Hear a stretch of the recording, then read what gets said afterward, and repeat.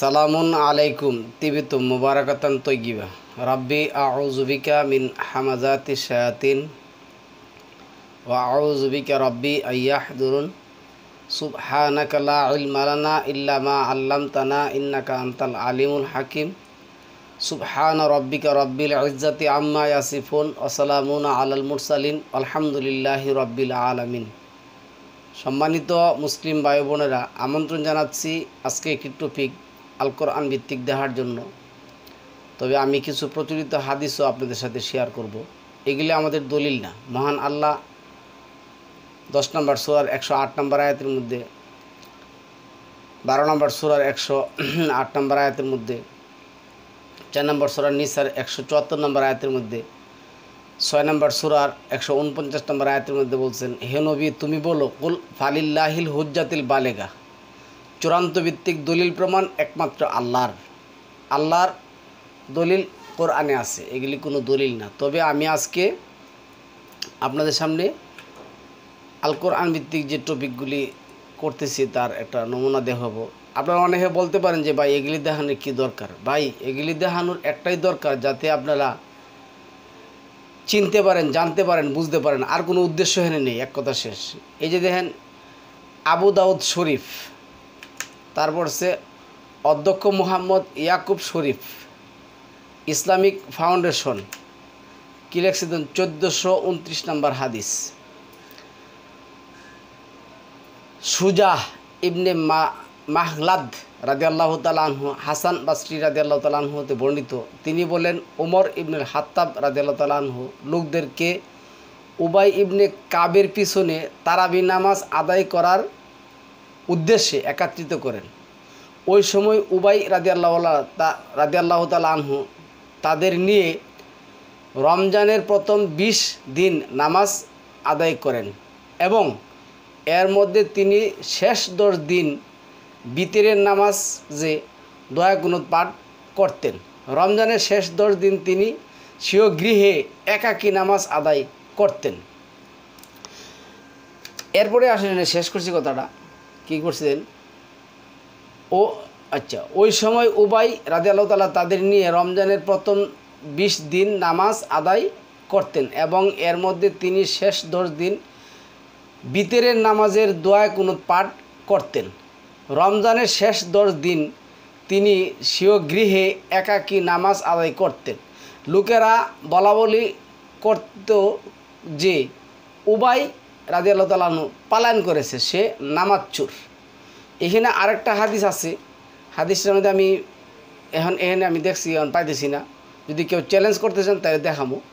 তো এইখানে বলল কি যে ওমর রাদিয়াল্লাহু তাআলা আনহু যে কর্কশবাসী এবং কঠোর প্রাকৃতিক লোক ছিলেন, তো উমর রাদিয়াল্লাহু তাআলা আনহু আদেশ করার পর উনি না করতে পারেন নাই। কিন্তু তারপরও ডরে বয়ে উনি কী করছেন, এই 20 দিন নামাজ পড়াইছেন। কত রাকাত পড়াইছেন, কী পড়াইছেন, এগুলির কোনো কথাবার্তা নেই। তারপরে উনি শেষ 10 দিন উনি আর নামাজ পড়ান নেই, উনি গিয়ে সেটা একা একা নামাজ পড়ছেন। দ্বিতীয় হলো আজকে আমাদের যে টপিকের হেডলাইনটা হলো প্রচলিত যে হাফেজ এবং তারাবি উভয় শুভঙ্করের ফাঁকি। আল কোরআনে এর কোনো ভিত্তি নেই, ইসলাম ধর্মে এর কোনো ভিত্তি নেই। তো এটা তো বুখারী শরীফ দেখছেন। আয়েশা রাদিয়াল্লাহু তাআলা বর্ণিত, তিনি নবী সাল্লাল্লাহু আলাইহি ওয়াসাল্লাম থেকে বর্ণনা করেছেন, কোরআনের হাফিজ, পাঠক, লিপিকর সম্মানিত মালাকের মতো খুব কষ্টদায়ক হওয়া সত্ত্বেও যে বারবার কোরআন মাজিদ পাঠ করে সে দ্বিগুণ পুরস্কার পাবে। মুসলিম 638 হাদিস নাম্বার 798। আহমদ 24,721, আধুনিক প্রকাশনী 4,568, ইসলামিক ফাউন্ডেশন 4,573। সুনান ইবনে মাজা, এটাও তো আপনার ইসলামিক ফাউন্ডেশন নিবেদিত। আলী ইবনে মোহাম্মদ উসমান ইবনে আফফান রাদিয়াল্লাহু থেকে বর্ণিত, তিনি বলেন রাসূল সাল্লাল্লাহু আলাইহি ওয়াসাল্লাম বলেছেন, তোমাদের মাঝে সেই ব্যক্তি উত্তম যে নিজে কোরআন শিক্ষা করে এবং তার অপরকে শিক্ষা দেয়। এখন দেখুন এই যে তাদের হাদিস, আমি এই হাদিসটা দেখানোর কারণ, তারা কিন্তু এগুলো বলছেন যে তোমাদের মধ্যে সেই ব্যক্তি উত্তম যে নিজে কোরআন শিক্ষা করে এবং অপরকে শিক্ষা দেয়। আজকে দেখুন এই যে প্রচলিত তারাবি যারা পড়তেছেন তারা কিন্তু বরাবর আমাদের মানে বাৎসরিক অথবা মাসিক যে কামলা রাখা হয় তাদের মতো নেই। তাদেরকে টাকা দিয়ে কি করা হয়, 1 মাসের জন্য ধার্য করা হয়, আর তারা 1 মাসের জন্য কি করে তারাবি তারা পড়ায়। তো এখন আমি আপনি কি করছি, এদের পিছনে যায় সেরা দাঁড়িয়ে রয়েছি। মাস শেষে কী করছি, মানে 20 তারিখের পরে 20 রোজার পরে আমরা কি করছি, তাদেরকে টাকা দিচ্ছি। আর ওই দিক দিয়ে উবাই ইবনে কাব কী করছেন, 20 দিন তারাবি পড়ায় সেরা, লাস্টের 10 দিন উনি পড়ান নাই। তাহলে প্রচলিত হাদিসের তারাবি, প্রচলিত হাদিস তারা মানে না। এদেন আজহার ইবনে মারওয়ান সাদ রাদিয়াল্লাহু থেকে বর্ণিত, তিনি বলেন রাসূল সাল্লাল্লাহু আলাইহি সাল্লাম বলেছেন, তোমাদের মাঝে সেই ব্যক্তি উত্তম যে নিজে কোরআন শিক্ষা করে এবং তা অপরকে শিক্ষা দেয়। রাবি বলেন, সাদ আমার হাত ধরে আমাকে এই স্থানে বসালেন এবং বললেন, ইনি সর্বাপেক্ষা বড় কারি। এরপরে আবু বকর ইবনে হালাফ আবু বিশর রাদিয়াল্লাহু তাআলা আনহু আনাস ইবনে মালিক রাদিয়াল্লাহু তাআলা থেকে বর্ণিত, তিনি বলেন রাসূল সাল্লাল্লাহু আলাইহি সাল্লাম বলেছেন, কতক লোক আল্লাহর পরিবার পরিজন। সাহাবাগণ জিজ্ঞাসা করলেন, ইহা রাসূল সাল্লাল্লাহু আলাইহি সাল্লাম তারা কারা? তিনি বললেন, কোরআন তিলাওয়াতকারীরাই আল্লাহর পরিবার পরিজন এবং তার বিশেষ বান্দা। আচ্ছা, তারপরে 261 যেটা আসছে, ওমর ইবনে উসমান ইবনে সাইদ ইবনে কাসিম ইবনে দিনার হিসাম রাদিয়াল্লাহু তাআলা আনহু আলী ইবনে আবু তালিব রাদিয়াল্লাহু তাআলা বর্ণিত, তিনি বলেন রাসূল সাল্লাল্লাহু আলাইহি সাল্লাম বলেছেন, যেই ব্যক্তি কোরআন তিলাওয়াত করে, কোরআন তিলাওয়াত আল্লাহ বলছে কি করে শুনেন, 2 নম্বর সূরার 121 নম্বর আয়াতের মধ্যে আল্লাহ বলছেন, আল্লাযিনা আতাইনাহুমুল কিতাবা ইয়াতলুনাহু হাক্কা তিলাওয়াতিহি, তারা যেন সত্যসহ বুঝে বুঝে কোরআন তিলাওয়াত করে, তারপরে কি করে ঈমান আনে, তারপরে আমল করে। তাহলে এইখানে দেখুন, যেই ব্যক্তি কোরআন তিলাওয়াত করে, আজকে যে আমরা তারাবি পড়তেছি, তারাবি তারা বলে যে নফল নামাজ, তো এই নফল নামাজ তারা পড়তেছে, কিন্তু সারা বছর ফরজ নামাজেরও এই সমস্ত লোকগুলি কি নাই, খোঁজখবর নাই। আচ্ছা, ওমর ইবনে উসমান ইবনে সাইদ ইবনে কাসির ইবনে দিনার ইবনে হিসাম আলী ইবনে আবু তালিব রাদিয়াল্লাহু তাআলা থেকে বর্ণিত, তিনি বলেন রাসূল সাল্লাল্লাহু আলাইহি সাল্লাম বলেছেন, যেই ব্যক্তি কোরআন তিলাওয়াত করে এবং এর হেফাজত করে, আল্লাহ তাকে জান্নাতে প্রবেশ করাবেন, আর তিনি তার পরিবার পরিজন থেকে এমন 10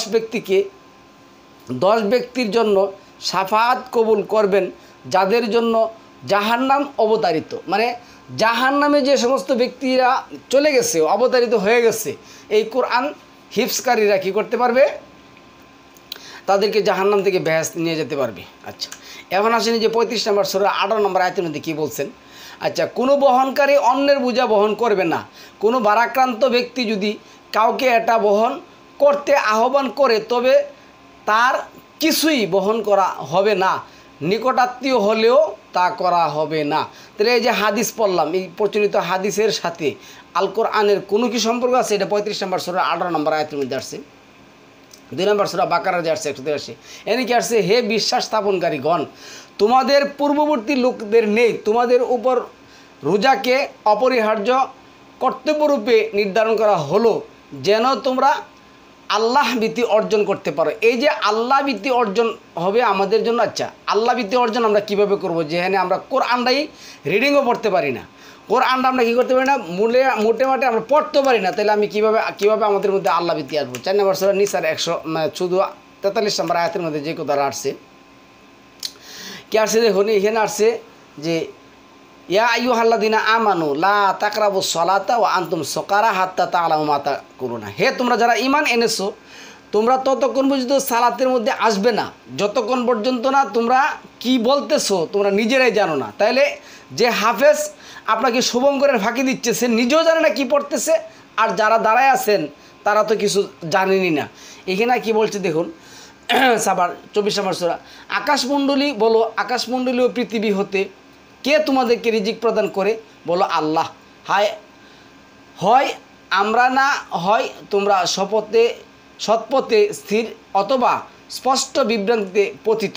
এটা 34 নম্বর সূরা 24 নম্বর আয়াতের মধ্যে, 34 নম্বর সূরা 25 নম্বর আয়াতের মধ্যে কী বলছে দেখুন, আমাদের অপরাধের জন্য তোমাদেরকে জবাবদাহি করতে হবে না, আমাদের অপরাধের জন্য তোমাদেরকে জবাবদাহি করতে হবে না, এবং তোমরা যা করো সেই সম্পর্কে আমাদেরকেও জবাবদাহি করতে হবে না। তাহলে এই যে প্রচলিত হাদিস যে আপনাদেরকে আমি দেখালাম, এই যে শুভঙ্করের ফাঁকির মধ্যে যে আজকে আমরা আসি, আজকে হাজার হাজার লক্ষ লক্ষ মানুষ হুমড়ি হয়ে পড়ছে এই ইয়ার মধ্যে, এই তারাবির মধ্যে। অথচ যেই লোকের মানে দোহাই দিয়ে এই তারাবি চালু করেছে, ওই লোক এই উমরের ভয়ে কয়েকদিন তারাবি পড়ছে, পরে লাস্টে 20 রোজার পরে সে আর পড়েই নাই, সে কী করছে, বাইকে চলে গেছে, মানুষ তাকে নামাজচুর বলে ডাকছে। আচ্ছা, তারপরে দেখুন এনে কি আসছে 46 নম্বর সূরার মধ্যে 9 নম্বর আয়াতের মধ্যে আসছে, আমি তো রাসূলগণের মাঝে কোনো নতুন নই, এবং আমারও তোমাদের সাথে কি আচরণ করা হবে তা আমি জানি না। আমার প্রতি যা ওহী করা হয় আমি শুধু তাই অনুসরণ করি, আমি একজন স্পষ্ট সতর্ককারী ছাড়া আর কিছুই নয়। তাহলে এখানে আমি বলতেছি কোন সূরার কোন আয়াতের মধ্যে রাসূল সাল্লাল্লাহু আলাইহি সাল্লামকে আল্লাহ বলতে বলছেন, তুমি বলো যে সমস্ত ব্যক্তিদের জন্য জাহান্নাম অবতারিত হয়ে গেছে, তার বংশের মধ্যে যদি কোনো লোক কি করতে পারে, কোরআনের হাফেজ হইতে পারে, আমি তাকে সুপারিশ করতে বলবো। কোন সূরার কোন আয়াতের মধ্যে আসছে বলেন তো দেখি? একটা আয়াত আছে না? এইখানে কি আসছে দেখুন, 1234 নম্বর হাদিসের মধ্যে কি আসছে, আল্লাহ রাসূল সাল্লাল্লাহু আলাইহি ওয়াসাল্লাম বলেন, হ্যাঁ, তার ব্যাপার তো এই যে নিশ্চয় তার মৃত্যু হচ্ছে, এবং আল্লাহর কসম আমি তার জন্য কল্যাণ কামনা করি, আল্লাহর কসম আমি জানি না আমার সঙ্গে কেমন ব্যবহার করা হবে, অথচ আমি আল্লাহর রাসূল। চিন্তা করছেন? দেখুন প্রচলিত হাদিসগুলি এনে কী লিখছে, একই কথা এনে আসছে, অথচ আমি আল্লাহর রাসূল।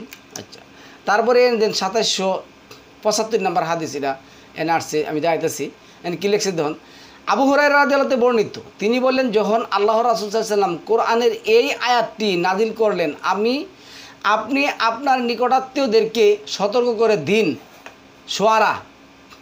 শুআরা 214, তখন তোমরা আত্মরক্ষা করো, আল্লাহর আযাব থেকে রক্ষা করতে আমি তোমাদের কোনো উপকার করতে পারবো না। তাহলে একজন হাবেস হলে তার বংশের 14, এখন তো 40 জনের মতন হয়ে গেছে, যে নিতে পারবে। হে আব্বাস ইবনে আব্দুল মুত্তালিব, আল্লাহর আযাব থেকে রক্ষা করতে আমি তোমাদের কোনো উপকার করতে পারবো না। হে সাফিয়া, আল্লাহর রাসূলের ফুফু, আল্লাহর আযাব থেকে রক্ষা করতে আমি তোমাদের কোনো উপকার করতে পারবো না। হে ফাতিমা বিনতে মুহাম্মদ, আমার ধন সম্পদ থেকে যা ইচ্ছা চেয়ে নাও, আল্লাহর আযাব থেকে রক্ষা করতে আমি তোমার কোনো উপকার করতে পারবো না। আচ্ছা, আসবাহ রাদিয়াল্লাহু তাআলা আনহু, ইবনে ওয়াহাব রাদিয়াল্লাহু তাআলা আনহু এবং আবু হুরায়রা রাদিয়াল্লাহু তাআলা থেকে হাদিসটি বর্ণনা, আবুল ইয়ামান রাদিয়াল্লাহু তাআলা আনহু এর অনুসরণ করেছেন। এটা 3527, 4771, মুসলিম 1 মহণ্ড 79, হাদিস নাম্বার 230, আহমদ 10730, আধুনিক প্রকাশনী 2591, ইসলামিক ফাউন্ডেশন 2563। তাহলে সম্মানিত ভিউয়ার্স, আমরা এই হাদিসগুলি কি লিয়ে পড়তেছি, এগুলি কি আমাদের দলিল? না, অবশ্যই না। তারা যে তাদের হাদিসই মানে না, এই মানে আমি যে আজকে টপিকটার হেডলাইন করছি, এই প্রচলিত হাফেজ এবং তারাবি ওই শুভঙ্করের ফাঁকি, এখানে আপনি তাদের হাদিস দিয়ে সেটা প্রমাণ করতে পারবেন। আর কোরআনের আয়াত তো আপনাদেরকে দেখাচ্ছি, কোরআনের দলিল তো আল্লাহ দিছেনি। এখানে কি আছে দেখুন, মাহমুদ ইবনে গাইলান রাদিয়াল্লাহু তাআলা আনহু ইমরান ইবনে হুসাইন থেকে বর্ণিত যে একদা তিনি এক কোরআন পাঠকারীর পাশ দিয়ে পথ অতিক্রম করেছিলেন। সে কোরআন পড়ে পড়ে মানুষের কাছ ভিক্ষা করছিল।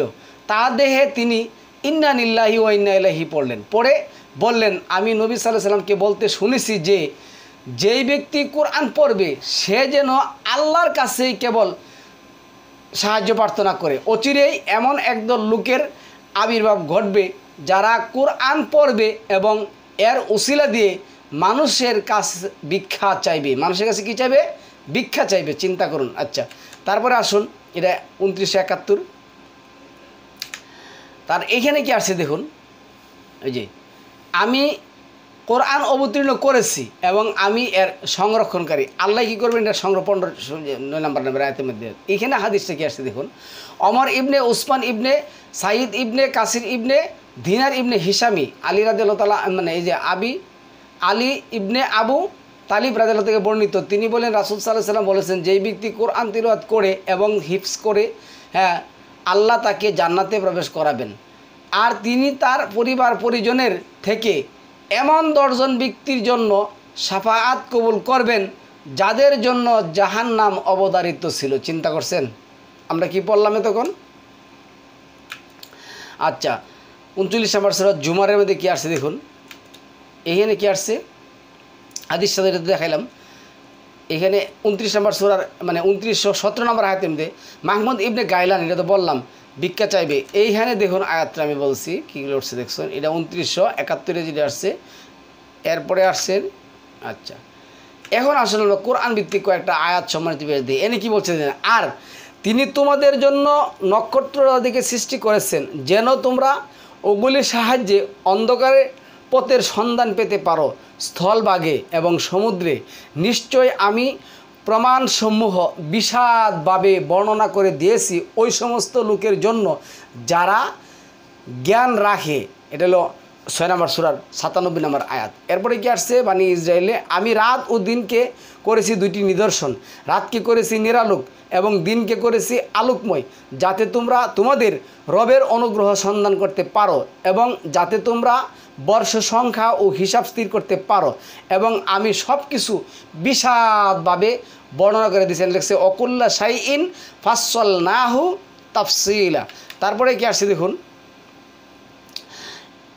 এরপরে আয়াতের মধ্যে কি আসছে 6 নম্বর সূরার 96 নম্বর আয়াতের মধ্যে কি আসছে, এটা তো বলছি আমরা। তিনি আচ্ছা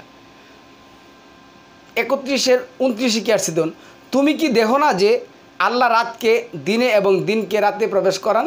তিনি চাঁদ সূর্যকে করেছেন নিয়ামাদিন, প্রত্যেকটি বিচরণ করে নির্দিষ্ট কাল পর্যন্ত। তোমরা যা করো আল্লাহ সেই সম্পর্কে কি অবিহিত। তারপরে 35-13 যেটা আসছে, তিনি রাতকে দিনে প্রবেশ করান এবং দিনকে প্রবেশ করান রাতে। তিনি সূর্য ও চাঁদকে করেছেন নিয়ন্ত্রিত, প্রত্যেক পরিভ্রমণ করে এক নির্দিষ্ট কাল পর্যন্ত। তিনি আল্লাহ তোমাদের রব, সর্বোত্তম তারই। আর তোমরা আল্লাহর পরিবর্তে যাদের ডাকো তারা তো খেজুরের বীজ আবরণের চেয়ে অধিকারী নয়। আজকে দেখুন এই যে প্রচলিত হাদিসগুলি যে পড়লাম, 10 জন যাদের ব্যাপারে যার নাম কী হয়েছে অবধারিত হয়েছে, তাদের কী করতে নিতে পারবে। তাহলে এই আয়াতগুলি দ্বারা কি প্রমাণ করে? 13 নম্বর সূরার 2 নম্বর আয়াতের মধ্যে আসছে, আল্লাহই ঊর্ধ্বদেশে আকাশমণ্ডলী স্থাপন করেছেন স্তম্ভ বিদিত, তোমরা এটা দেখছো। অতঃপর তিনি আরশে সমসীন হলেন এবং সূর্য ও চাঁদকে নিয়মাধীন করলেন প্রত্যেক নির্দিষ্ট কাল পর্যন্ত আবর্তন করে। তিনি সকল বিষয় নিয়ন্ত্রণ করেন এবং নিদর্শনসমূহ বিশদভাবে বর্ণনা করেন যাতে তোমরা তোমাদের রবের সাথে সাক্ষাৎ সম্বন্ধে নিশ্চিত বিশ্বাসী করতে পারো। তাহলে আল্লাহ প্রত্যেকটা বিষয় কি করছেন? বিশদভাবে বর্ণনা করে দিয়েছেন। তারপরে কি আসছে 36 নম্বর সূরা 38, এবং সূর্য ভ্রমণ করে ওর নির্দিষ্ট গন্তব্যে দিকে, এটা পরাক্রমশালী সর্বজ্ঞ নিয়ন্ত্রক। এবং চন্দ্রের জন্য আমি নির্দিষ্ট করে দিয়েছি বিভিন্ন মানজিল, অবশেষে ওটা শুষ্ক বক্র পুরাতন হেজুর সাহার আকার ধারণ করে। তারপরে আল্লাহ কি করছেন দেখুন, এটা কি বলছে, এটা 31-15, তোমরা কি লক্ষ্য করো না আল্লাহ কিভাবে সৃষ্টি করেছেন সপ্তম আকাশ স্তরে স্তরে। তারপরে 16 নম্বর আয়াতের মধ্যে বলছেন, এবং সেখানে চাঁদকে স্থাপন করেছেন আলোকরূপে, সূর্যকে স্থাপন করেছেন প্রদীপ রূপে। তাহলে এই যে আল্লাহ কই সপ্তম আকাশের উপরে এই চাঁদকে আল্লাহ কী করছেন? আলোকরূপে সৃষ্টি করেছেন। তিনি তোমাদের সৃষ্টি করেছেন মৃত্তিকা হতে, যাই হোক এটা তো গেল। তারপরে ওটা দীপ্তিমান নক্ষত্র, প্রত্যেক জীবের উপর সংরক্ষক রয়েছে। সুতরাং মানুষের চিন্তা করা উচিত যে তাকে কিসে দ্বারা সৃষ্টি করা হয়েছে। তাকে সৃষ্টি করা হয়েছে সবেগে স্থপলিত পানি হতে। তারপরে আসে 21 নম্বর সূরা 31 কি বলছে, এবং আমি পৃথিবীতে সৃষ্টি করেছি সুদূর পর্বত, যাতে পৃথিবী তাদেরকে নিয়ে এদিক ওদিক ডলে না যায়, এবং আমি তাতে করে দিয়েছি প্রশস্ত পথ যাতে তারা গন্তব্যস্থলে পৌঁছতে পারে, এবং আকাশকে করেছি সুরক্ষিত ছাদ, কিন্তু তারা আকাশকৃত নিদর্শনাবলী হতে মুখ ফিরিয়ে নিয়েছে। আজকে আল্লাহর এই সমস্ত আয়াত নিয়ে যারা গবেষণা করতেন, যারা এই সমস্ত আয়াত মানতেন, এই সমস্ত আয়াত সম্পর্কে জ্ঞান অর্জন করতেন, এই প্রচলিত শুভঙ্করের ফাঁকি তারাবি এবং হাফেজদের কারণে আজকে আমরা কোরআনের এই আয়াতগুলি থেকে বঞ্চিত সম্মানিত ভিউয়ার্স। এই জন্য আমি বলছি প্রচলিত হাফেজ এবং তারাবি উভয় শুভঙ্করের ফাঁকি আমরা আরেকটা করব। 2 নম্বর সূরার 189 নম্বর আয়াতের মধ্যে বলছে, তারা তোমাকে নতুন চাঁদ সম্বন্ধে জিজ্ঞেস করে, তুমি বলো ওগুলি হচ্ছে সমগ্র মানবজাতির জন্য সময়সমূহ। আচ্ছা, তারপরে সময়সমূহ নির্ধারণ, গণনা বা হিসাব করার মাধ্যম, এবং হজের জন্য। আর ওই হজের চাঁদের তোমরা যে পশ্চাৎ দিক দিয়ে গৃহে এজেন্ট কী বলছে দেখেন, আল্লাহ কি বলছে, যে পিছনের রাস্তা দিয়ে গৃহে প্রবেশ করে এটি পুণ্যের জন্য নয়, বরং পুণ্যের কাজ হলো যেই ব্যক্তি সীমালঙ্ঘনতা অবলম্বন করলো এবং তোমরা গৃহসমূহে ওগুলি দয়া আছে। যাই হোক, তাহলে এর আল্লাহ কি বলছেন যে আমরা আজকে কী করছি জানেন, পিছনের রাস্তা দিয়ে সিরা আল্লাহর দয়া অনুগ্রহ ক্ষমা পাইতে চাইছে। কীভাবে বলি শুনেন, দেখুন এই যে আমি হাদিসগুলি দেখালাম, এনে হাদিস আছে 100-র উপরে, কিন্তু আমি কয়েকটা হাদিস দেখালাম। আজকে দেখুন উমর রাদিয়াল্লাহু তাআলা আনহুর দোহাই দিয়া এই তারাবি কী করছে, চালু করেছে। আবার আবু বকর রাদিয়াল্লাহু তাআলা আনহুর বলে এই তারাবি ছিল না।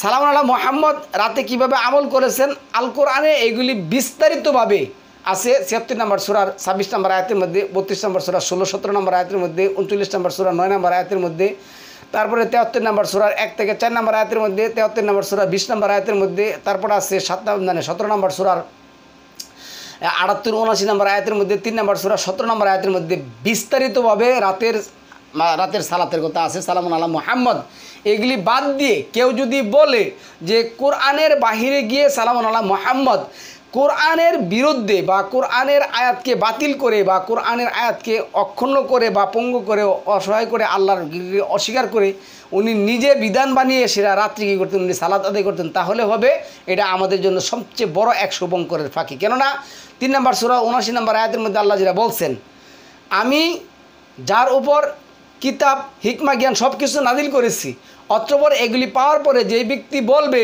যে তোমরা আমার ইবাদত করো, কিন্তু এটা তার জন্য উচিত হবে না, সে বলবে তোমরা আল্লাহর ইবাদত করো। যাই হোক, আরও অসংখ্য আয়াত আছে। এবং 10 নম্বর সূরা ইউসুফের 5 নম্বর আয়াতের মধ্যে আল্লাহ কী বলছে দেখুন, আল্লাহ এমন যিনি সূর্যকে দীপ্তমান এবং চাঁদকে আলোকময় বানিয়েছেন এবং ওর গতির জন্য মানজিলসমূহ নির্ধারণ করেছেন, যাতে তোমরা বছরসমূহের সংখ্যা ও হিসাব জানতে পারো। আল্লাহ এইসব বস্তু অযথা সৃষ্টি করেননি, তিনি এই প্রমাণসমূহ বিশাদভাবে বর্ণনা করেছেন ওই সমস্ত লোকের জন্য যারা জ্ঞানবান। কিন্তু আল্লাহ এখানে কী করছেন দেখুন, মানে হুজুর এখানে কী বলতেছেন, কালকে তো আমি এটা মানে টপিক করেছি, ওখানে বলতেছে আল্লাহ কি বললেন স্পষ্ট।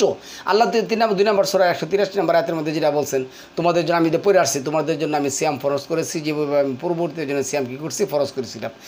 এরপরে আল্লাহ যেটা বললেন এটা নির্দিষ্ট কটা দিন, তো নির্দিষ্ট কটা দিন তো গণতে হবে। কেন গণতে হবে? আল্লাহ মাস সৃষ্টি করলেন 29 কি 30, এই 29 কি 30 তো আপনার বলতে হবে, যেহেতু আল্লাহ বলছে ফামান শাহিদা মিনকুম শাহর মাস বলছেন, তাহলে অবশ্যই গণতে হবে। কিন্তু অনেকে আছে বলে যে না এনে 3 দিন 7 দিন এই দিন বক্কর চক্কর বাট করে একটা বক্তব্য দেয়। যাই হোক, এটা তার অজ্ঞতার কারণে সে দেয়। এখন আমি এই কথাটা যেটা বলতেছি, এইখানে আজকে আমি যে আলোচনাগুলি বলতেছি, প্রচলিত তারাবির নামে যে শুভঙ্করের ফাঁকি আমাদেরকে দেওয়া হয়, কীভাবে দেয় দেখুন তো। ওই মোল্লা কী বলছে, অকলু আশরাবু হাত্তা, তোমরা খাও পান করো, হাত্তা থেকে ইয়াতা বাইগিয়ানা লাকুমুল হাইতুল আবিয়াদু মিনাল হাইতুল আসওয়াদ, গভীর অন্ধকার থেকে তোমরা কি করবে, হাইতুল আবিয়াদ এবং আসওয়াদ থেকে তোমরা খাবা শুরু করবে। কখন বুঝতে হবে? অমিনাল ফজর। উনি বলতেছে যে আসওয়াদ বুঝতে খাবে, মা আজাল্লাহ সম্পূর্ণ মিথ্যা এবং বানোয়াট কথাবার্তা। এই কারণেই আমি লিখছি, এই মোল্লাগুলির কারণেই আজকে এই হাদিসগুলি মানে আমাদের সমাজের মধ্যে প্রচলিত আছে, চলে আসছে। আর আমরা এই সমস্ত হাদিসের পিছনে হুমরি হয়ে পড়ছি জাহান্নামে যাওয়ার জন্য, যে আমাদের কত একটা। অথচ আল্লাহ কি বললেন, 3 নম্বর সূরাতে বলছেন ওয়াসারিউ ইলা মাগফিরা, তোমরা দৌড়ে আসো আল্লাহর মাগফিরাত এবং ক্ষমার দিকে, ওই জান্নাতের দিকে যার পরিধি হবে আসমান এবং জমিন বেপিয়া। আল্লাহর এই ঘোষণা তাদের ভালো লাগলো না। ভালো লাগলো কি, যে ওইখানে একটা হাবেজ বানাইতে পারলে আর হাবেজের পিছনে গিয়ে সেরা বেহুবের মতন হাত ধরে বসে থাকলে জাহান্নামে চলে যাবে। আচ্ছা, এরপরে কি বলছে দেখুন, কত মহান তিনি, যিনি নবমণ্ডল সৃষ্টি করেছেন এবং তারকারাজি এবং তাতে স্থাপন করেছেন প্রদীপ ও জ্যোতির্ময় চাঁদ। আচ্ছা, এবং যারা উপদেশ গ্রহণ করতে ও কৃতজ্ঞ হতে চায় তাদের জন্য তিনি সৃষ্টি করেছেন রাত এবং দিনকে পরস্পরের অনুগামী রূপে। কিন্তু উনি বলতেছেন রাত কখন হয়, তাহলে রাত কখন হয় এটা কীভাবে ইফতার করবেন, কি করবেন না করবেন, উনি এটা বুঝতেছেন না, বুঝাইতে পারতেছেন না। রাত কী জিনিস উনি বুঝেন না। এত আয়াত থাকলে কালকা তো অনেকগুলি আয়াত দিচ্ছি, আজকে আবার এই আয়াত আরও মনে করেন যে অসংখ্য আয়াত আসছে। গেল এক জিনিস, এই আয়াতটা কিন্তু এটা 25 নম্বর সূরার এই আপনার 61 নম্বর আয়াতের মধ্যে যেটা আসছে, এইখানে যেটা আসছে এই 62 নম্বর আয়াতের মধ্যে আসছে, এটা আসছে কি আসছে, এবং যারা উপদেশ গ্রহণ করতে ও কৃতজ্ঞ হতে চায় তাদের জন্য তিনি সৃষ্টি করেছেন রাত এবং দিনকে পরস্পরের অনুগামী রূপে। কিন্তু উনি রাত কী জিনিস দিন কী জিনিস উনি বুঝেন না, উনি তারাবি বুঝেন, তারাবি নামাজের দলিল দিচ্ছেন। আচ্ছা, তিনি যথাযথভাবে আকাশমণ্ডলী ও পৃথিবী সৃষ্টি করেছেন। তিনি রাত দ্বারা দিনকে আচ্ছাদিত করেন এবং রাতকে আচ্ছাদিত করেন দিন দ্বারা। সূর্য ও চন্দ্রকে তিনি করেছেন নিয়মাধীন, প্রত্যেকেই পরিভ্রমণ করে এক এক নির্দিষ্ট কাল পর্যন্ত। জেনে রেখো তিনি পরাক্রমশালী ক্ষমাশীল। 39 নম্বর সূরা 5 নম্বর আয়াতের মধ্যে এটা আসছে। তারপরে 57 নম্বর সূরা 4 নম্বর আয়াতের মধ্যে কি আসছে দেখুন, তিনি 6 দিনে আকাশমণ্ডলী পৃথিবী সৃষ্টি করেছেন, অতঃপর আরও সে সমাসীন হয়েছেন। তিনি জানেন যা কিছু ভূমিতে প্রবেশ করে এবং যা কিছু তা হতে বের হয়, এবং আকাশ হতে যা কিছু নামে ও আকাশে যা কিছু উৎক্ষিপ্ত হয়। তোমরা যেখানেই থাকো না কেন তিনি তোমাদের সঙ্গে আছেন, তোমরা যা কিছু করো। আচ্ছা, তো এইখানে সম্মানিত ভিউয়ার্স আমি বলতেছি, আজকে দেখুন এই আয়াতগুলির ব্যাপারে প্রচলিত তারাবি যারা পড়ে বা পড়ান তাদের বিন্দু পরিমাণ কোনো জ্ঞান কি আছে? আরে কোরআনের তাফসীর লেখক সে বলতেছে রাত কখন হয় আপনারা কিভাবে বুঝবেন, আপনারা কখন ইফতারি করবেন, আল্লাহ এই আয়াতগুলি কিসের জন্য দিলেন। তারপরে আসছে 79 নম্বর সূরা 29 নম্বর আয়াত, এবং তিনি ওর রাতকে অন্ধকারাচ্ছন্ন করেছেন এবং ওর জ্যোতি বিনির্গত করেছেন এবং পৃথিবীকে এরপর বিস্তৃত করেছেন। তিনি ওটা হতে বহির্গত করেছেন ওর পানি ও তৃণ। আচ্ছা, 31 নম্বর সূরা লুকমানের 29 নম্বর আয়াতের মধ্যে করছেন, তুমি কি দেখো না যে আল্লাহ রাতকে দিনে এবং দিনকে রাতকে প্রবেশ করান? আল্লাহ রাতকে দিনে এবং দিনকে রাতে, তিনি চাঁদ সূর্যকে করেছেন নিয়মাধীন, প্রত্যেকটি বিচরণ করে নির্দিষ্ট কাল পর্যন্ত। তোমরা যা করো আল্লাহ সে সম্পর্কে অবশ্যই অবহিত। তারপরে 2 নম্বর সূরা আল বাকারার 30 নম্বর আয়াতের মধ্যে যেটা বলছেন, এবং যখন তোমার রব মালাইকা ফেরেশতাদেরকে বললেন নিশ্চয়ই আমি পৃথিবীতে প্রতিনিধি সৃষ্টি করব, তারা বলল আপনি কি জমিনে এমন কেহকে সৃষ্টি করবেন যারা তার মধ্যে অশান্তি সৃষ্টি করবে এবং রক্তপাত করবে, এবং আমরাই তো আপনার গুণাগুণ করছি এবং আমরাই পবিত্রতা বর্ণনা করে থাকি। তিনি বললেন তোমরা যা অবগত নও নিশ্চয়ই আমি তা জ্ঞাত। তো এইখানে দেখুন আজকে এই প্রচলিত তারাবি যখন মানে প্রচলিত রমজান, এই যে রমজান মাস যখন আসে, রমজান নামে যদিও রমজান নামে কোনো মাস নেই, ওদের করার একটা কোনো আমল কোরআনের মধ্যে নেই, কোনো কিছুর মধ্যে নেই। তাহলে এইখানে আল্লাহ যেটা বলছেন, কি বলছেন এখানে, যে এই যে রমজান আসে, রমজানের সময় যে এরা তারাবি নামে আমাদেরকে ফাঁকি দেয়, রমজানের সময় যে এরা যেটা বলে রাসূল সাল্লাল্লাহু আলাইহি, আমি বক্তব্য এখন দেখাতে পারবো, রাসূল সাল্লাল্লাহু আলাইহি ওয়াসাল্লাম বলেছেন যেই ব্যক্তি রমজান মাস আসলে তারাবি নামাজ পড়বে, 30টা রোজা রাখবে, নিশ্চিত তাকে কী করা হবে, জান্নাতে দিয়ে দেওয়া হবে। আল্লাহ কি বললেন? আল্লাহ বললেন কি, ইয়া আইয়ুহাল্লাযিনা আমানু কুতিবা আলাইকুমুস সিয়ামু কামা কুতিবা আলাল্লাযিনা মিন ক্বাবলিকুম লাআল্লাকুম তাত্তাকুন।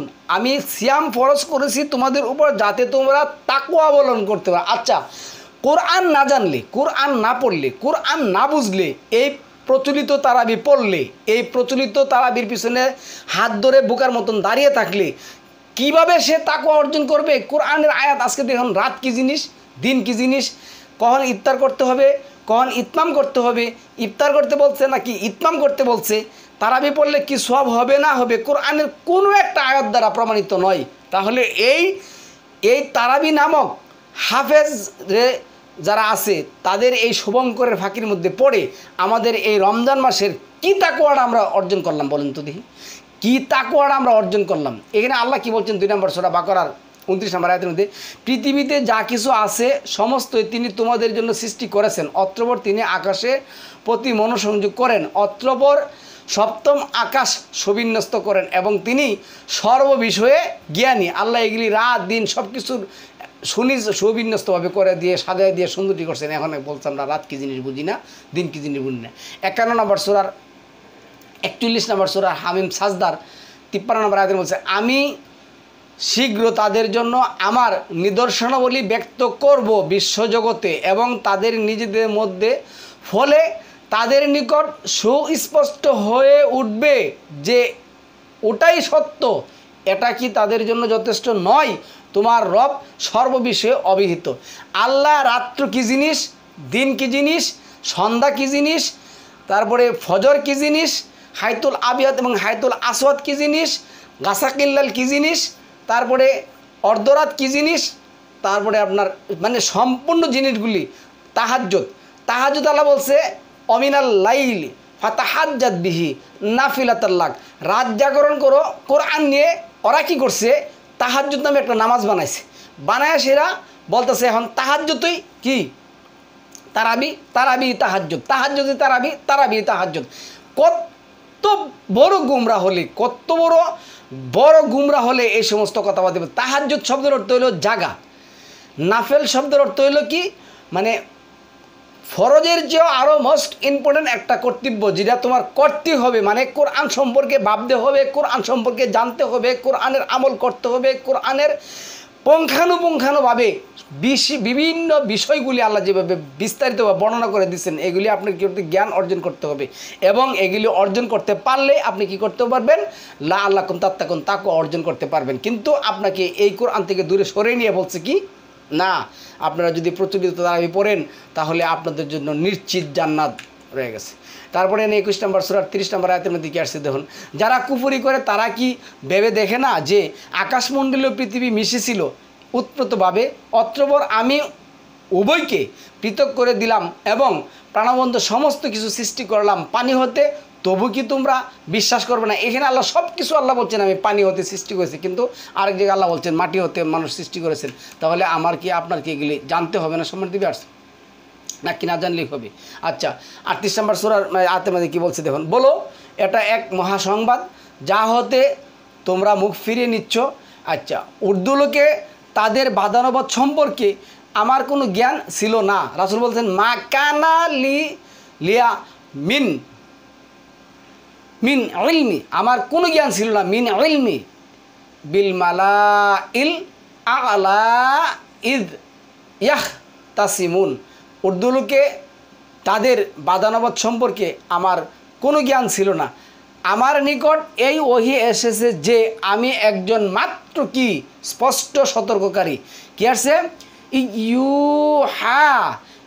ইউহা ইলাইয়া ইল্লা আন্নামা আনা নাজিরুম মুবিন, আমি কেবলমাত্র একমাত্র স্পষ্ট সতর্ককারী। তাইলে সালামুন আলা মুহাম্মদ, এদের প্রচলিত হাদিস থেকে আমি দেখাইলাম যে এই প্রচলিত তারাবি এবং হাফেজ উভয়ই শুভঙ্করের ফাঁকি। তারপরে এইখানে আল্লাহ বলছেন সালামুন আলা মুহাম্মদের নাম দিয়ে এই তারাবির আমার কাছে আছে, আমি তো মোটামুটি আগে তো এই মানে লাহওয়াল হাদিসই পড়তাম। এই তারাবির সহিহ হাদিস নামে প্রচলিত হাদিসের 100টি হাদিস আছে 8 রাকাতের পক্ষে, আবার আমার কাছে 20 রাকাতের পক্ষেও প্রায় 100টি হাদিস আছে। তাহলে সঠিক কোনটা রে ভাই?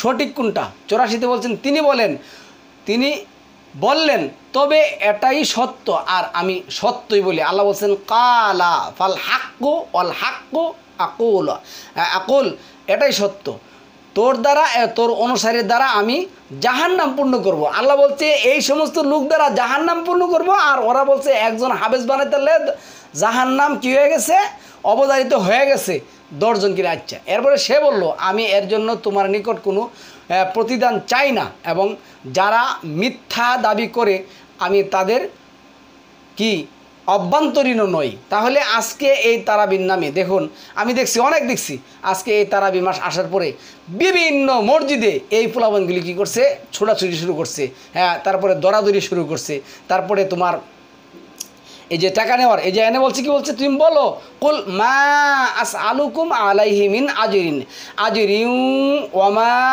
আনা মিনাল মুতাকাল্লিফিন, বলো আমি এর জন্য তোমার নিকট কোনো প্রতিদান চাই না, এবং যারা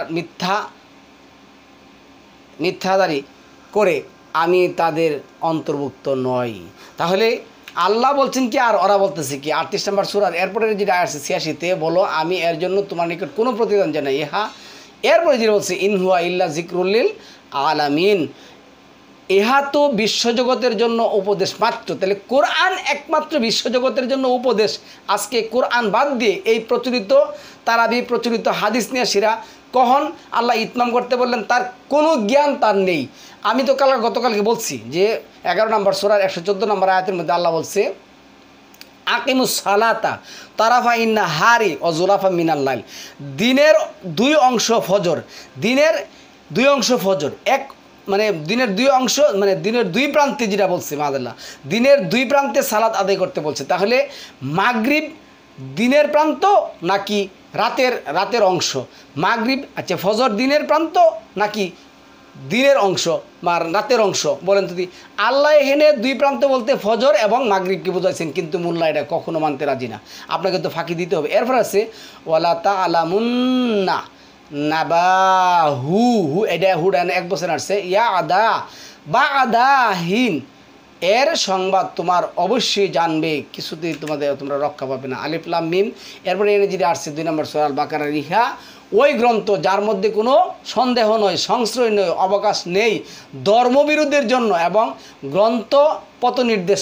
আচ্ছা, ধর্মবিরোধীরা বললেন, আল্লাহ কি বলছেন, জালিকাল কিতাব, জালিকা এটা ইসমে ইশারা, জালিকাল কিতাব লামটা হইলো মুক্তাদে মারেফা, এন গামার ভাষায় মুক্তা যদি মারেফা হয় তাহলে খবর আসে নাকেরা। আল্লাহ বলছে এই সেই কিতাব, এই কিতাব অধ্যয়ন অনুধাবন মানা ছাড়া হুদাল্লিল মুত্তাকিন কেউ হতে পারবে না। এটা হুদাল্লিল মুত্তাকিনদের জন্য কি পথ প্রদর্শক।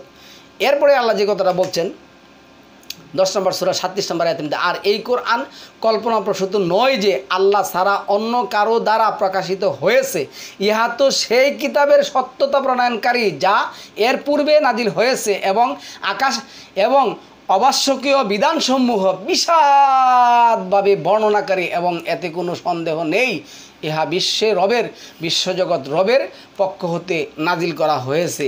তারপরে 14 নম্বর সূরার আয়াতের মধ্যে আছে আলিফ লাম রা, এই কিতাব আমি তোমার প্রতি অবতীর্ণ করেছি যাতে তুমি মানব জাতিকে বের করে আনতে পারো অন্ধকার হতে আলোর দিকে, তার পথে যিনি পরাক্রমশালী প্রশংসাময়। তাহলে সম্মানিত ভিউয়ার্স, আজকে আমরা কোরআনের এত সুন্দর সুন্দর আয়াত, এত সুন্দর সুন্দর কথা, এত সুন্দর সালাত সম্পর্কে আল্লাহ অসংখ্য 400 আয়াত কী করছেন, নাজিল করছেন, একটা আয়াত তাদের জানা নেই। দোয়া সম্পর্কে 200 আয়াত আছেন, একটা আয়াত তাদেরকে জানা নাই। তাদেরকে শিয়াই দিছে নাওয়াই তোয়ান আসুম্মা গাদাম মিন সামরি রমাদান, তাদেরকে শিয়াই দিছে ওই স্ত্রী, মানে কী জানে ওই যে কী জানে ওই যে ইয়ার দোয়া, সিয়ামের দোয়া, তার কোরআনের কোথাও নেই। কোরআনের এই সব বাদ দিয়ে সে তার এখন আল্লাহ আসমানসমূহ জমিন যা কিছু আছে তার কঠিন, এনে আল্লাহ যে বলছে আল্লাহ আসমানসমূহ জমিনে যা কিছু আছে তা তারই, আল্লাহ কি একবারে ওয়াইলুল লিল কাফিরিনা মিন আযাবিন শাদীদ, আল্লাহ হলেন এই সমস্ত কাফেরদের জন্য কঠোর আযাব দান করে। 6 নম্বর সূরা 89 নম্বর আয়াতের মধ্যে আল্লাহ যেটা বলছেন যে কি বলছেন, এরা ছিল সেই লোক যাদেরকে আমি কিতাব, শাসনভার ও নবুয়ত দান করেছি, সুতরাং যদি এরা তোমার নবুয়তকে অস্বীকার করে তাহলে তাদের স্থলে আমি এমন এক জাতিকে নিয়োগ করাবো যারা এটা অস্বীকার করে না। তাহলে আল্লাহ আমাদেরকে সেই দিনের অপেক্ষা থাকতে দিন। তাহলে 56 নম্বর সূরা আমাদের আসছে বিভ্রান্তকারী অন্যতম হয় এনে কী করছে দেখুন, তাহলে রয়েছে আপ্যায়ন। এটা আমার দরকার, আমার নিচের আয়াতের দরকার, আমরা পড়তেছি এনে কী বলছে, এনে কী এসেছে দেখেন, এই যে তাসলিয়াতু জাহিম। আচ্ছা গেল ইন হাদা লাহুয়াল হাক্কুল ইয়াকিন, এটা ধ্রুব সত্য এক কিতাব। সুতরাং এই কিতাব বাদ দিয়ে, এটা 56 নম্বর সূরা 55 নম্বর আয়াতের মধ্যে আসছে, এই কিতাব বাদ দিয়ে আজকে সম্মানিত ভিউয়ার্স আমরা কোথায় গিয়েছিরা, এই প্রচলিত মানে তারাবি এবং হাফেজ উভয়ই ভয়ঙ্কর ফাঁকির মধ্যে আমরা পড়ে আজকে আমাদের মূল্যবান সময় নষ্ট করতেছি। এখানে 16 নম্বর সূরা 93 নম্বর আয়াতে বলছে, আল্লাহ কি বলছেন, যদি আল্লাহ ইচ্ছা করতেন তাহলে তোমাদেরকে এক জাতি করতে পারতেন, কিন্তু তিনি যাকে ইচ্ছা বিভ্রান্ত করেন এবং যাকে ইচ্ছা সৎপথে পরিচালিত করেন। তোমরা যা করো সেই বিষয়ে অবশ্যই তোমাদেরকে প্রশ্ন করা হবে। আল্লাহ এখানে বলছেন, এই যে এনে আসছে ওয়ালা তুসআলুন্না আম্মা কুনতুম তা'লামুন। এই যে আমলগুলি বানাইলেন কোরআনের কোন সূরার কোন আয়াতের মধ্যে আছে, প্রচলিত তারাবি, প্রচলিত তাহাজ্জুদ, প্রচলিত এই সমস্ত দোয়া, 4 রাকাত পরপর দোয়া, এই সমস্ত দোয়াগুলি এটি সম্পর্কে আল্লাহ কী করবেন, জিজ্ঞাসা করবেনই। 41-42 আসছে, কোনো মিথ্যা এতে অনুপ্রবেশ করবে না, সম্মুখ হতেও নয়, পশ্চাৎ হতেও নয়, এটা প্রজ্ঞাময় প্রশংসা আল্লাহর নিকট হতে আগত। 40 নম্বর সূরা 78 নম্বর আয়াতের মধ্যে বলছে, আমি তো তোমার পূর্বে অনেক রাসূল প্রেরণ করেছিলাম, তাদের কারো কারো কথা তোমার নিকট বিবৃতি করেছি এবং কারো কারো কথা তোমার নিকট বিবৃতি করিনি। আল্লাহর অনুমতি ছাড়া কোনো নিদর্শন উপস্থিত করা কোনো রাসূলের কাজ নয়। তাহলে কোনো রাসূল সাল্লাল্লাহু মুহাম্মদ তো নয়ই, কোনো রাসূল আল্লাহর বিধান প্রচার প্রসার ছাড়া, মানা ছাড়া তাদের একটা শব্দ ওয়ার্ড আল্লাহর বিধানের মধ্যে আনার ক্ষমতা নেই। তাহলে সম্মানিত ব্যক্তি প্রচলিত হাদিসের কথাগুলি কোথায় থেকে আনলো? 16 নম্বর সূরা 56 নম্বর আয়াতের মধ্যে বলছে, আমি তাদেরকে যে রিজিক দান করেছি তারা তার এক অংশ নির্ধারণ করে তাদের জন্য, যাদের সম্বন্ধে তারা কিছুই জানে না। শপথ আল্লাহর, তোমরা যে মিথ্যা উদ্ভাবন করো সেই সম্বন্ধে তোমাদেরকে প্রশ্ন করা হবেই। আজকে সম্মানিত ব্যক্তি প্রশ্ন করার জন্য তৈরি থাকুন। 6 নম্বর সূরা 161 নম্বর আয়াতে তুমি বলো, নিঃসন্দেহে আমার রব আমাকে ঠিক ও নির্ভুল পথে পরিচালিত করেছেন, ওটাই সুপ্রতিষ্ঠিত দিন এবং ইব্রাহিমের অবলম্বিত আদর্শ, যা সে ঐকান্তিক নিষ্ঠার সাথে গ্রহণ করেছিল, আর সে মুশরিকদের অন্তর্ভুক্ত ছিল না। আজকে এর দুহাই ওর দুহাই, এর কথা ওর কথা নিয়ে আসিরা আপনার সাথে মারামারি করতেছেন। আজকে নিজে 2 নম্বর সূরা 41 নম্বর আয়াতের মধ্যে বলছে, এবং আমি যা অবতীর্ণ করেছি তৎপ্রতি বিশ্বাস স্থাপন করো। তাহলে ওই সমস্ত হাদিস কোথায় আল্লাহ কোন আয়াতের মধ্যে আল্লাহ নাজিল করেছেন? একজন হাফেজ হলে 10 জনকে বেহেশতে নিতে পারবে, তারাবি নামাজ পড়লে আল্লাহ জান্নাতে নিয়ে যাবে, এই কথাগুলি আল্লাহ কোথায় বললেন? কোথায় বললেন? কোন আয়াতের মধ্যে বললেন? এই যে এখানে একথা আসছে, লাস্টে আসছে এই যে ওয়ালা তাশতারু বিআয়াতিহি সামানান কালিলা ওয়া ইয়া ফাত্তাকুন। এনে কি বলছে? সত্যতা প্রণয়ন করে এবং এতে তোমরাই প্রথম অবিশ্বাসকারী হয়েও না। এরপরে এবং আমার নিদর্শনাবলী মানে আমার আয়াতের পরিবর্তে সামান্য মূল্য গ্রহণ করো না এবং তোমরা বরং আমাকেই ভয় করতে থাকো। তারা কি করতেছে? কন্ট্যাক্ট করে আমাকে 20,000, 25,000, 30, 40,000 নিতে হবে। আবার একজন বলে না, এটা হাদিয়া হিসেবে নেওয়া যাবে, এমনি কন্ট্যাক্ট করা যাবে না। আরে কন্ট্যাক্ট না করে না 42 নম্বর সূরা মধ্যে, সুতরাং তুমি ওর দিকে আহ্বান করো এবং ওতে দৃঢ় প্রতিষ্ঠিত থাকো, যেভাবে তুমি আদিষ্ট হয়েছো। কী করে? যেভাবে তুমি আদিষ্ট হয়েছো। বলো, আল্লাহ যে কিতাব অবতীর্ণ করেছে আমি তাতে বিশ্বাস করি এবং আমি আদিষ্ট হয়েছি তোমাদের মধ্যে ন্যায় বিচার করতে। আল্লাহই তোমাদের রব এবং তোমাদেরও রব, আল্লাহই আমাদের রব এবং তোমাদেরও রব। আচ্ছা, আমাদের কাজ আমাদের এবং তোমাদের কাজ তোমাদের, আমাদের এবং তোমাদের মধ্যে বিভেদ নেই। আল্লাহই আমাদেরকে একত্রিত করবেন এবং প্রত্যাবর্তন তারই নিকটে। এটা 42 নম্বর সূরার 15 নম্বর আয়াতের মধ্যে আসছে সম্মানিত বিয়ার। তারপরে আল্লাহ কি বলছেন এখানে দেখুন 4 নম্বর সূরা নিসার, আর যদি তোমার প্রতি আল্লাহর অনুগ্রহ ও করুণা না হতো তাহলে ওদের একদল তোমাকে প্রধ্বস্ত করতে ইচ্ছুক হয়েছিল এবং তারা নিজেদেরকে ছাড়া বিপদগামী করেনি এবং তারা তোমাকে কোনো বিষয়ে ক্লেশ দিতে পারবে না, এবং আল্লাহ তোমার প্রতি গ্রন্থ ও প্রজ্ঞা অবতীর্ণ করেছেন, এবং তুমি যা জানতে না তিনি তা তোমাকে শিক্ষা দিয়েছেন, এবং তোমার প্রতি আল্লাহর অসীম করুণা। আল্লাহর অসীম করুণার সময় কোরআন মানলেই 4 নম্বর সূরা নিসার 113 নম্বর আয়াতের মধ্যে এই কথা আল্লাহ বলছেন।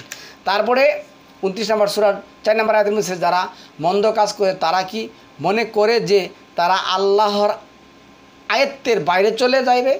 তাদের সিদ্ধান্ত কত না আল্লাহ মন্দ নিয়ে রেখেছেন। আমি কি তাদেরকে কোরআনের পূর্বে কোনো কিতাব দান করেছি যা তারা দুটভাবে ধারণ করে আছে? আজকে যে এই সমস্ত দলিল দিচ্ছে তাদেরকে জিজ্ঞাসা, বরং তারা বলে আমরা তো আমাদের পূর্বপুরুষদেরকে পেয়েছি এক মতাদর্শে অনুসারী, এবং আমরা তাদেরই পদাঙ্ক অনুসরণ করব, তাদেরই পথ অনুসরণ করবো। আজকে আপনি বলুন না রে ভাই, যত কিছু বলুন, যা কিছু বলুন, কোনো কিছুতে কোরআনের আয়াতে তাদের উপরে কোনো কাজ হয় না। যত কিছু বলুন 43 নম্বর সূরার 21 এবং 22 নম্বর আয়াতের মধ্যে আসছে। তারপরে 42 নম্বর সূরার 52 নম্বর আয়াতের মধ্যে আছে, এভাবে আমি তোমার প্রতি প্রত্যাদেশ করেছি রূহ তথা আমার নির্দেশ, তুমি তো জানতে না কিতাব কি ঈমান কি। পক্ষান্তরে আমি একে করেছি আলো, যা দ্বারা আমি আমার বান্দাদের মধ্যে যাকে ইচ্ছা পথ নির্দেশ করি। তুমি তো প্রদর্শন করো শুধুমাত্র কোরআন। যাই হোক, এরপরে আসছে 17 নম্বর সূরা বানী ইসরাঈলের 9 নম্বর আয়াতের মধ্যে আসছে কি আসছে, এই কোরআন সর্বশ্রেষ্ঠ পথ নির্দেশ করে এবং সৎকর্মপরায়ণ বিশ্বাসীদেরকে সুসংবাদ দেয় যে তাদের জন্য রয়েছে মহাপুরস্কার। এরপরে 6 নম্বর সূরার 122 নম্বর আয়াতে বলছে, এমন ব্যক্তি যে ছিল প্রাণহীন অতঃপর তাকে আমি জীবন দান করি এবং তার জন্য আমি এমন এক আলোর ব্যবস্থা করে দেই যার সাহায্যে সে জনগণের মধ্যে চলাফেরা করতে থাকে। সে কি এমন কোনো লোকের মতো হতে পারে যে ডুবে আছে অন্ধকারে এবং তা হতে বের হওয়ার কোনো পথ পাচ্ছে না? এরূপেই কাফিরদের জন্য তাদের কার্যকলাপ মনোযোগ মুগ্ধ করে দেওয়া হয়েছে। আজকে তাদের জন্য এই প্রচলিত তারাবি যেটা কোরআনের মধ্যে নাই, তাদের জন্য এই প্রচলিত রওজা যেটা কোরআনের মধ্যে নাই, তাদের জন্য এই প্রচলিত যে দোয়া দুরুজ আছে এগুলি একটাও কোরআনের মধ্যে নেই। আল্লাহ তাদেরকে বলছেন তারা তো অন্ধকারে ডুবে আছে, সুতরাং যাকে আমি আলো দিছি যে মৃত ছিল সে কি তার সমান যে অন্ধকারে ডুবে আছে? আজকে এগুলির বুঝাইলেও বুঝবে না, তারা কখনোই এদের প্রতি ঈমান আনবে না। সমান্তিবাস এই যে 10 নম্বর সূরার আয়াতের মধ্যে যেটা আসছে, আর যখন তাদের সামনে আমার আয়াতসমূহ পাঠ করা হয় 10-15 ইউনুসে, আর যখন তাদের সামনে আমার আয়াতসমূহ পাঠ করা হয় যা অতি স্পষ্ট, তখন ওই সব লোক যাদের আমার নিকট উপস্থিত হওয়ার চিন্তা নেই তারা বলে আমরা আল্লাহর জন্য করছি, অথচ তাদের আল্লাহর কাছে উপস্থিত হওয়ার কোরআন ভিত্তিক কোনো চিন্তা নেই, কোনো ধারণা নেই। তারা ওই যে 2 নম্বর সূরা বাকারার আয়াতে দিয়া পিছনের রাস্তা দিয়া প্রবেশ করবে, মোল্লাদের কথা শুনে, মোল্লাদের ওয়াজ শুনে, আউলিয়া আউলিদের ওয়াজ শুনে, বক্কর চক্কর বাটপারি কি হাদিস মাদিস আছে, বুহারি তিরমিজি আবু দাউদ দাইমি দারাকুতনি, এই সমস্ত কাহিনী কিচ্ছা শুনে তারা কি করবে, পিছনের রাস্তা দিয়ে সেরা চলে যাবে, তাদেরকে ওই সরমনের নৌকা দিয়ে সেরা ব্যস্ত নিয়ে দেবে। এরপরে যেটা বলছে, এইরূপ বলে এটা ছাড়া অন্য কোনো কোরআন আনয়ন করো অথবা এতেই কিছু পরিবর্তন করে দিন, বলো আমার দ্বারা ইহা পরিবর্তন করা সম্ভব নয়। আমি তো শুধুমাত্র ওহারি অনুসরণ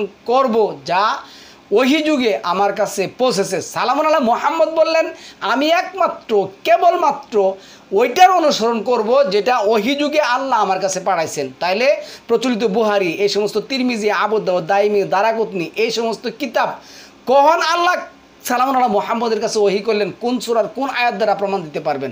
আমি যদি আমার রবের নাফরমানি করি তাহলে আমি এক অতি ভীষণ দিনের শাস্তির আশঙ্কা করি। সম্মানিত ভিউয়ার্স, বললে সারাদিনই বলা যাবে, আয়াতের শেষ নাই।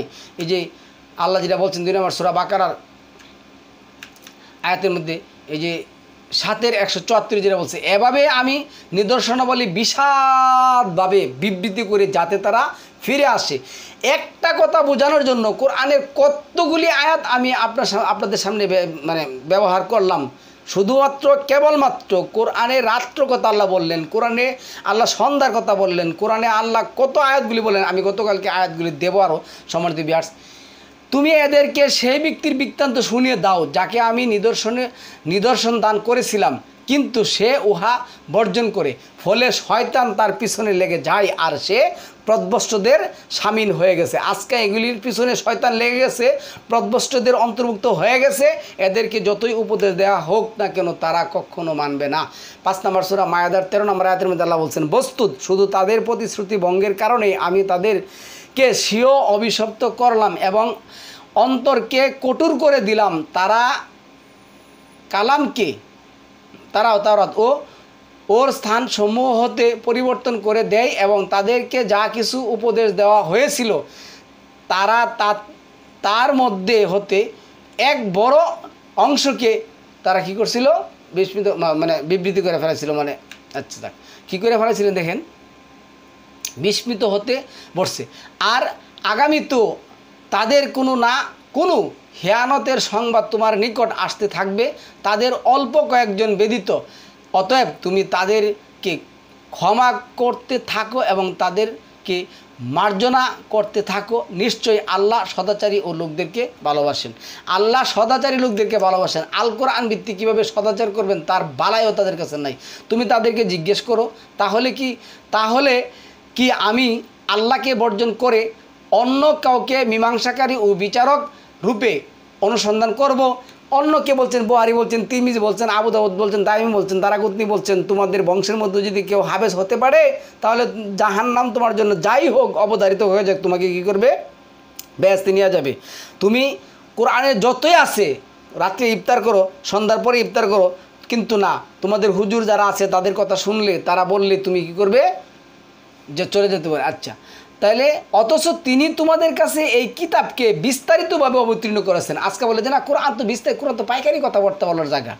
আচ্ছা, করেছেন, অবতীর্ণ করেছেন। আমি যাদের কিতাব দান করেছি তারা জানে যে এই কিতাব তোমার রবের পক্ষ হতে যথার্থ ও সঠিকভাবে অবতীর্ণ করা হয়েছে, সুতরাং তুমি সন্দেহ পোষণকারীদের মধ্যে সামিল হয়েও না। সম্মানিত ভিউয়ার্স, আমরা এইখানে যেটা বলবো, এই 48 নম্বর সূরার মধ্যে যেটা আসছে, আর আমি এই কিতাবকে কোরআন তোমার প্রতি নাজিল করেছি যা নিজেও সত্যগুণে বিবর্ষিত। কোরআন নিজে সত্যগুণে বিবর্ষিত এবং ওর পূর্ববর্তী কিতাব সমূহে সত্যায়নকারী, এবং ওই তা থেকে অনুযায়ী মীমাংসা করো যা তুমি প্রাপ্ত হয়েছো, তা থেকে বিরত হয়ে তাদের প্রবৃত্তি অনুযায়ী কাজ করো না। তোমাদের প্রত্যেকে সম্প্রদায়ের জন্য আমি নির্দিষ্ট শরীয়ত এবং নির্দিষ্ট পন্থা নির্ধারণ করে দিয়েছি, আর যদি আল্লাহ ইচ্ছা করতেন তাহলে তোমাদের সকলকে একই উম্মতে পরিণত করতেন। তাহলে সম্মানিত ভিউয়ার্স, 21 নম্বর সূরার 30 নম্বর আয়াতে, যারা কুফরি করে তারা কি ভেবে দেখে না যে আকাশমণ্ডলীয় পৃথিবী মিছে আসছে। যাই হোক, এখন আমরা এখানে বক্তব্যটা শেষ করব। আল্লাহ আমাদেরকে এখানে 6 নম্বর সূরার এই আয়াতে যেটা আসছে, যে ব্যক্তি আল্লাহর প্রতি মিথ্যা একুশে যাচ্ছে, অমান আজলামু মিম্মান ইফতারা আলাল্লাহি কাযিবা আও কাযযাবা বিআয়াতি ইন্নাহু লা ইফলিহুল যালিমুন। যে ব্যক্তি আল্লাহর প্রতি মিথ্যারোপ করে কিংবা আল্লাহর আয়াত মুখে মিথ্যা প্রতিপন্ন করে, তার চেয়ে বড় জালেম আর কে হতে পারে? এইরূপ জালিম লোকের কখনোই সফলতা লাভ করতে পারবে না। আল্লাহ আমাদেরকে কোরআন ভিত্তিক বুঝার তৌফিক দান করুক। এই সমস্ত তারাবি, এই সমস্ত চাঁদ দেখে ঈদ, চাঁদ দেখে রোজা, রোজার মাস বলা, এই সমস্ত কথা থেকে আমাদেরকে বিরত রাখুক। সালামুন আলাইকুম, তিবিতুম মুবারাকাতুন তৈয়িবা।